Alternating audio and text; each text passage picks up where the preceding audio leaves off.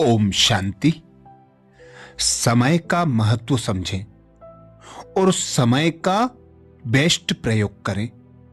सब कुछ लुटा के होश में आए तो क्या किया? यह समय अगर निकल गया तो गया हुआ समय हाथ नहीं आता। यह संगम युग बहुत बेशकीमती है। आत्मा परमात्मा के मिलने का समय है। अगर अब भी दूसरों से घृणा नफरत करते रहे तो विनाश के समय क्या क्या परिस्थितियां आएंगी, बीमारियां आएंगी, इविल सोल्स आएंगी, खूने नाहक खेल होगा, दर्दनाक खौफनाक दृश्य होंगे जिन्हें काफी समय के योग बल जमा करके ही हम सहन कर सकेंगे। दर्दनाक खौफनाक दृश्य काफी समय योग बल जमा किया होगा तो ही उस समय अचल अडोल रह सकेंगे। बाकी तो रोएंगे। प्रकृति भी परीक्षा लेगी। मार पीट लड़ाई नफरत आएगी। इसलिए बाबा कहते हैं मिरुआ मौत मलू का शिकार। उस टाइम तो कुछ नहीं होगा तो ऐसा पुरुषार्थ पहले से ही करो। आपका स्वरूप लाइट माइट का दिखाई दे। समय दूर नहीं, यह हमारे लिए लास्ट चेतावनी है। रोज लाइट माइट स्वरूप बनने का अभ्यास करो। मैं लाइट हूं, मैं माइट हूं। दुनिया से लंगर उठाए, शरीर से डिटेच हो जाएं। ऐसा नहीं करेंगे तो सोचो क्या होगा। साकार बाबा ने जब यह साक्षात्कार किया कि छोटे छोटे लाइट के सितारे ऊपर से धरती पर आते हैं और राजकुमार राजकुमारी बन जाते हैं, तो बाबा से पूछा कि क्या देखा? तो उन्होंने कहा एक लाइट थी, एक माइट थी। जब उन्हें मालूम चल गया कि हमें ऐसी नई दुनिया बनाने का कार्य करना है तो वे जुट गए। ऐसे ही हम भी समय का सदुपयोग करें। स्व परिवर्तन के लिए समय का सदुपयोग जरूरी है। यह रेस चल रही है। रेस में स्पीड की जरूरत है। कोई को समय मिलता है पर फायदा नहीं उठाते। आप कितना समय में कितना पुरुषार्थ करते हैं इस पर डिपेंड करता है। तो आगे बढ़ने के लिए गफलत ना करें। समय को बेस्ट करें, वेस्ट ना करें। इधर उधर मन ले जाने के बजाय कमाई करो, जमा करो। बात ऐसी करो तो कुछ प्राप्ति हो, कुछ भलाई हो, लाभ हो। लीकेज और वेस्टेज की बात की तो समय गवा दिया। निरंतर योगी बनो। ये कितनी बड़ी जिम्मेवारी है। बाबा ने शर्त रखी है कि निरंतर योग के अभ्यास से ही कर्मातीत अवस्था को प्राप्त करेंगे। इससे ही लक्ष्य और लक्षण का भेद मिट जाएगा। इससे ही लक्ष्य और लक्षण का भेद मिट जाएगा। यह हमारी जिम्मेवारी है। ऐसा पुरुषार्थ करो कि लोग स्वयं शिव बाबा तीनों संतुष्ट हो जाएं, तीनों सर्टिफिकेट दे दें। विघ्न और तूफान में भी लगन से चलते रहना, रुक नहीं जाना। यह बहुत बड़ी जिम्मेवारी है। हम तकदीर बनाकर आए हैं। हम धरती के सितारे हैं। ये धुन सवार रहे कि हमें करना ही है तो तकदीर बनाने वाला बाप बैठा है। हमारी तकदीर हमारे हाथ में है। बाबा कहते हैं तुम लक्की स्टार्स हो, तो अपनी ही लगन में, धुन में हम लगे रहें। यह है जिम्मेवार आत्मा का लक्षण। यदि हम अपनी जिम्मेवारी समझेंगे तो विघ्नों को विनाश करने वाले विघ्न विनाशक बन जाएंगे। जब ब्रह्मा बाबा ने अपनी जिम्मेवारी समझी तो वे उसके लिए जुट गए, विघ्नों की परवाह नहीं की। गांधी जी का भी उदाहरण हमारे सामने है। कोई अपोजिशन हो तो भी अपनी पोजीशन से हल कर देना है। हाथ पर हाथ रख ढीला होकर बैठ नहीं जाना है। जिम्मेवारी उठाना अर्थात चांस लेकर चांसलर बनना। जिम्मेवारी लेना कोई बोझ नहीं है।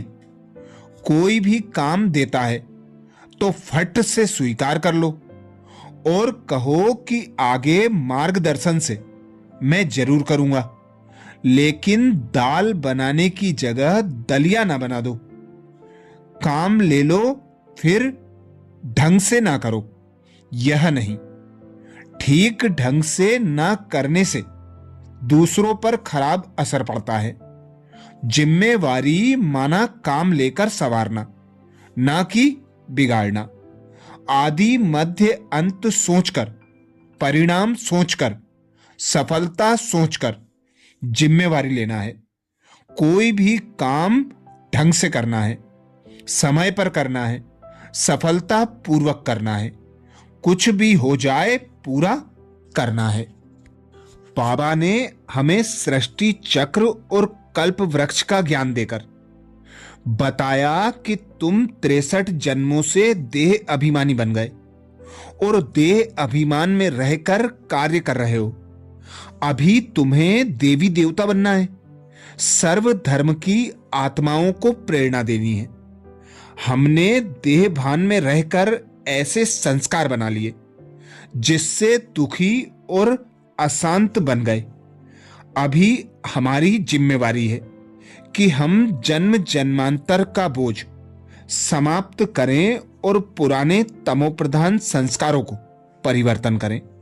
संपूर्ण पवित्रता को धारण करना और व्यर्थ को समाप्त करना। अशुद्ध संकल्प उठे ही नहीं, पुराने जन्म जन्मांतर के संस्कार परिवर्तन हो जाएं। यह हम सबकी जिम्मेवारी है। हमें पास विद ऑनर बनना है। सिर्फ पास नहीं, लेकिन पास विद ऑनर बनना है। इतने ऊंचे बाप के बच्चे बनकर यह वर्षा पूरा नहीं लिया, इतने ऊंचे टीचर के विद्यार्थी बनकर भी पूरी विद्या नहीं ली, तो जन्म लेकर क्या किया? लक्ष्य ऊंचा रखना है। ऐसे नहीं कि हम राजा रानी बन नहीं सकते। नहीं, बाबा ने हमें चुना है, हमारे में उम्मीद रखी है। अगर हमें अपने में ही विश्वास ना हो तो बाप टीचर सदगुरु में अविश्वास हो गया। इसलिए कोई भी काम ढंग से करो, पूरे विश्वास से करो। पास विद ऑनर सर्वगुण संपन्न बनना ही है। बाबा ने हमें लक्ष्य दिया है, वहां ध्यान टिका रहे। मंजिल तय की जाती है पहुंचने के लिए। हमारे पास झरमुई झगमुई अर्थात उल्टी सुल्टी बातें करने के लिए, ईर्षा द्वेष में आकर निंदा करने के लिए फजूल टाइम नहीं है। हमारे पास तो कितना बड़ा काम पड़ा हुआ है, कितना आवश्यक काम है। हमें तो सारे विश्व को सतोप्रधान बनाना है। ईश्वरीय कुल मर्यादा में ये कितनी ऊंची बात है। हमारे ऐसे संस्कार हों जो कोई भी परिस्थिति आए देवीय संस्कार प्रत्यक्ष हों। कोई भी देखे तो कहे यह ईश्वरीय संतान है। जैसे शेर के बच्चे को देखकर कहते हैं कि यह शेर का बच्चा है, वैसे ही हमें देखकर कहें कि ये भगवान के बच्चे हैं। सैंपल बनना हमारी जिम्मेवारी है। हमें सबके सामने एग्जाम्पल और सैंपल बनना है। बाबा कहते हैं ये मेरे 100 पीस हैं, तो हमारे में कोई दाग ना हो। श्रीमत को फॉलो करना यह हमारी मुख्य जिम्मेवारी है। ऐसा कोई ना कहे कि ईश्वर के बच्चे के भी ऐसे गुण होते हैं क्या। सब यही कहें कि इनके साथ तो बहुत मजा आता है, इनके कितने अच्छे मैनर्स हैं। लौकिक को अलौकिक बनाएं। अगर लौकिक ही किया तो अलौकिक जन्म का अर्थ क्या। बोलो बोलो तो फूल झड़े, देखें तो रूहानियत नजर आए। जैसे हर समय हमारी फोटो खींच रही है, इतना अटेंशन हो। हमें 84 जन्म श्रेष्ठ बनने का समय अभी मिला है, तो हमारी बहुत बड़ी जवाबदारी हो जाती है। यदि हमने यह जवाबदारी ना समझी तो घाटा कितना है। इस बात पर अच्छे तरह सोचो। इस बार अच्छा कैरियर बना लिया तो बार बार वही रिपीट होगा। सबसे पहले बाबा ने हमें हमारी आदि स्थिति का परिचय दिया कि आपकी आदि स्थिति पवित्रता की है, तो आदि अनादि स्थिति स्वस्वरूप में स्थित रहना यह हमारी जिम्मेवारी है। यह बहुत महत्वपूर्ण है। हम अपनी उन्नति करें, हमारी निरंतर चढ़ती कला हो।